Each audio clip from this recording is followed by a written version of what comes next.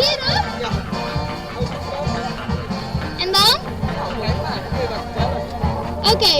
En wanneer moet ik beginnen? Oké. Hoi, ik ben Robin. Ik vind Hearrenfean een superclub. Ze spelen goed. De spelers zijn fantastisch. Ja, wat moet ik nog meer vertellen? Hearrenfean is gewoon een superclub. Iedereen zou bij Hearrenfeans fan moeten zijn. Moet ik langer vertellen? Ik heb verteld.